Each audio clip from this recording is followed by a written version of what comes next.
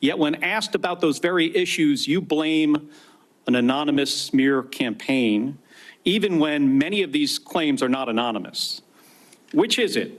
Have you overcome personal issues, or are you the target of a smear campaign? It can't be both.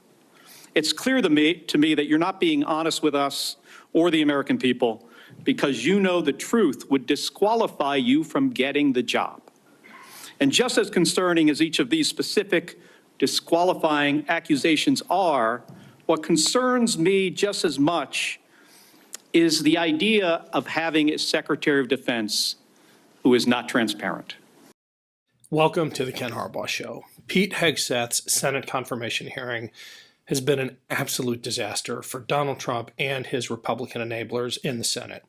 I'm going to share with you some highlights, or more accurately, some lowlights, but I need to level set with you first. Hegseth is almost certainly going to be confirmed. Dems just don't have the votes to block it. Now, the Republican caucus is, as we have seen time and again, a wholly owned subsidiary of Trump Incorporated. So these hearings do not fall under the Senate's typical advise and consent tradition. Hegseth already has the votes. What we're in fact seeing is Democrats establishing for posterity a record of just how dangerously unqualified and grossly unprincipled Pete Hegseth is. I wish we were not at this point as a democracy, as a country, but as the saying goes, elections have consequences. Donald Trump will become the president in less than a week, and with the Republican Party in lockstep, many of his deeply unfit nominees will go through. It is the job of Democrats to make that process as difficult as possible, not only to prevent damage whenever possible to the institutions that undergird democracy, but to signal that history is watching, and that even though MAGA extremists may rack up short-term wins, the judgment of history will be severe. Pete Hegseth as SecDef will undoubtedly embarrass himself and his party, his president, and unfortunately his country. I only hope that his incompetence does not prove deadly. Either way, these hearings will preserve a record for why we objected to his nomination and why Republicans and Trump cannot be trusted with America's national security. Here are just a few of those lowlights from the confirmation hearing. First up is Senator Tim Kaine reminding us of how Hegseth's unbridled ambition led him to lie to Trump's own transition team about credible reports of sexual assault. You didn't reveal any of this to President Trump or the transition team as they were considering you to be nominated for Secretary of Defense. You didn't reveal the action. You didn't reveal the criminal complaint. You didn't reveal the criminal investigation. You didn't reveal the settlement. You didn't reveal the cash payment. Why didn't you inform the commander-in-chief and the transition team of this very relevant event? Senator, I've appreciated every part of the process with the transition team. They have been open and honest with me. We've had great conversations between the two of us, and I appreciate the opportunity that President-elect Trump has given me. You chose not to reveal this, right? Because you knew it would hurt your chances. So you chose not to reveal this really important thing to the commander-in-chief and the transition team because you were worried about your chances rather than trying to be candid with the future president of the United States. Even Pete Hegseth's own mother could not defend his abusive treatment of women. She wrote this in an email to her son.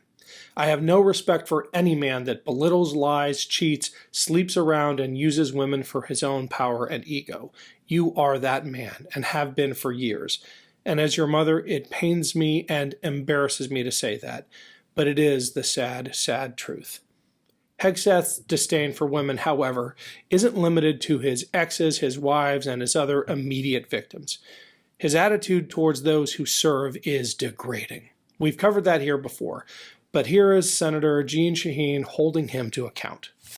Also write in your book, The War on Warriors, with the chapter, The Deadly Obsession with Women Warriors, that, quote, not only are women comparatively less effective than men in combat roles, but they are more likely to be objectified by the enemy and their own nation in the moral realms of war. Mr. Hegseth, should we take it to believe that you believe that the two women on this committee who have served honorably and with distinction made our military less effective and less capable? And then there is Hegseth's total lack of preparation for this role. He aims to lead the Department of Defense, yet lacks the most basic understanding of the international alliances that keep our country safe. Can you name the importance of at least one of the nations in the ASEAN, and what type of agreement we have with at least one of those nations? And how many nations are in ASEAN, by the way? I couldn't tell you the exact No, you amount of couldn't, nations in because you've that, not but I even know we have bothered to allies do- in South Korea and Japan and in AUKUS with Australia, trying to work Okay. on submarines with them. Mr. and data Hegseth, transfers none with of those them. countries We are have in allies ASEAN. across. None of those 3 countries that you've mentioned are in ASEAN. I suggest you do a little homework before you prepare for these types of negotiations. Listen. Finally, there is his blind allegiance to Donald Trump. I understand that every defense secretary must answer to the president, but when that loyalty supersedes one's oath to the Constitution, that is disqualifying. Here, Pete Hegseth cannot bring himself to assert, even in the hypothetical, that he would defend the Constitution against unconstitutional orders from President Trump. In June of 2020, then President Trump directed former Secretary of Defense Mark Esper to shoot protesters in the legs in downtown D.C., an order Secretary Esper refused to comply with. Would you carry out such an order from President Trump? Senator, I was in the Washington, D.C. National Guard unit that was in Lafayette Square during those Would you events, carry holding out a an riot order to shield on shoot behalf of my protesters country. in the legs? I saw 50 as Secret directed Service agents to get injured Secretary by Esper? rioters trying to jump over the fence, set Again, the church on fire, and destroy You know a what? statue. That sounds to me that you will Chaos. comply with such an order. You will shoot protesters in the leg. Do you agree that there are some orders that can be given by the commander-in-chief that would violate the U.S. Constitution? Senator, thank you for your service. But I reject the premise that President Trump is going to be giving illegal orders. No, I'm not saying he will, but do you believe there is such a thing as an illegal order that Joe Biden or any other president, Donald Trump, could give? Is there anything that a commander-in-chief could ask you to do with the uniformed military that would be in violation of the U.S. Constitution? Senator, anybody of any party Right. could give an order that is against the Constitution or against the law. Right. Okay. Are you saying that you would stand in the breach and push back if you were given an illegal order? I start by saying I reject the premise that President I Trump will be understand giving you've done your any genuflecting illegal to him, orders but at all. This isn't a hypothetical. Okay. One last comment about these hearings. The Republican senators have offered nothing but a parade of excuses for Hegseth, bad faith arguments about DEI, and platitudes about their respect for the military. But just take a look at the poster they used to drive their point home about competent leadership. They can't even spell military correctly. It's Ken Harbaugh. Quick break here to let you know that we'd love to hear from you. Your comments, suggestions, thoughts about future topics and guests. Email us at info@thekenharbaughshow.com.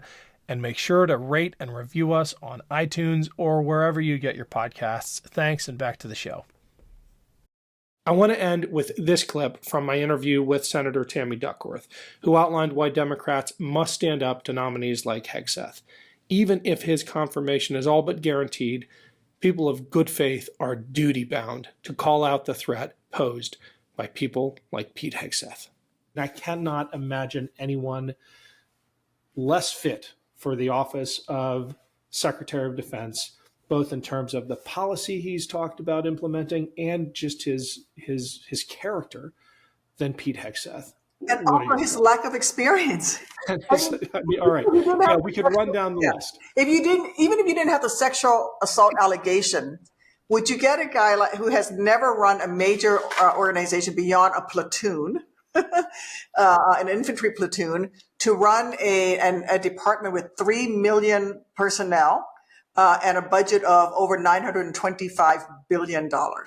That's this year's budget. It's actually upwards of that, but that's this year's budget, proposed budget for the Department of Defense. He's not qualified. Just on experience, he's not qualified to run, let alone all of the sexual assault allegations, his admitting he's paid off somebody who accused him of raping her. So it's dangerous. I mean, plain and simple. This is a serious job, SecDef, and putting someone as dangerously unqualified as Pete Hegseth into that role is something that should scare all of us.